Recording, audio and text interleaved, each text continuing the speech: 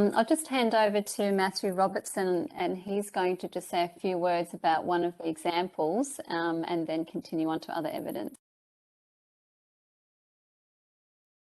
Okay, so I think we're looking at Tianjin first here. And actually on that slide that was just there, Tianjin is one of the hospitals. Can you go back one sec, Susie?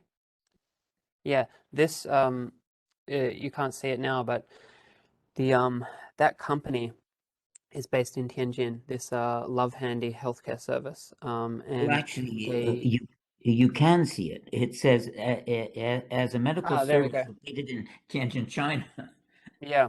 So the Tianjin First Central Hospital is on their website, although it's listed under Tianjin General Hospital, I think because the First Central name might have got too much attention. And there's also another hospital in Tianjin there. So sorry. So we're going to talk about Tianjin First Central Hospital right now.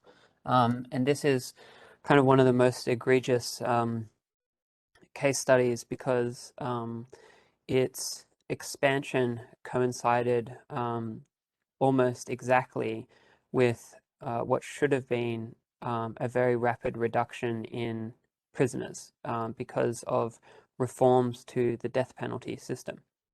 So we have to remember that China has said all along that, well, beginning in 2005, that all along, all of the organs were from death penalty prisoners. And since the year 2000, the number of death penalty prisoners executed annually was decreasing. And in particular, in 2007, it decreased dramatically because there was a change in procedure by the Supreme People's Court where all death penalty executions needed to be centrally reviewed. So it was no longer the case that a provincial high court could simply sign off on a death penalty sentence given by a lower level court. And this was a really important change for the Chinese judicial system. And there's a vast literature on exactly just this reform. And so many scholars have looked at this, and the number of judges, at least within an order of magnitude, is fairly known. The building where they work is fairly known. So kind of the dimensions of the SPCs, the Supreme People's Court intervention in death penalty, and that leading to a massive reduction is fairly well known in the scholarship. And so Tianjin is very interesting, not merely because of the scale, and I'll just talk about this in a second, but because it opened in 2007. Or it had kind of almost finished by late 2006, but it fully went into operation in 2007. So this is the exact year that there's supposed to be a dearth of death penalty prisoners. So that makes it a very interesting case study because it really highlights the question of where on earth these organs are coming from.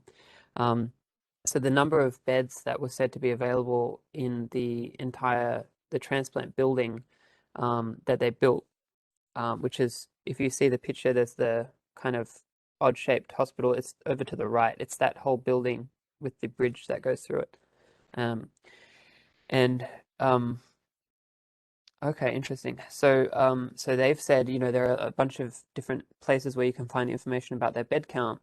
But if you combine the number of beds they said they had with the utilization rate that they said they had, combined with the waiting time that they said, then you quickly get to thousands of transplants a year.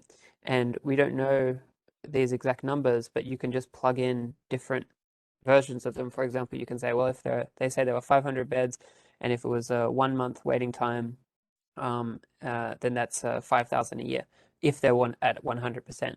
And then you just tweak those parameters. So they said in some cases they were over 100%. So they have like a overflow area. They have a hotel for people to recuperate and so on. So these are the most minimum numbers. But their bed rate exceeded 100%, and it was over 700 in later years. So that's just an idea of the scale of just one hospital, although it was the largest in Asia, but also the very problematic timing for such a massive expansion in transplant volume.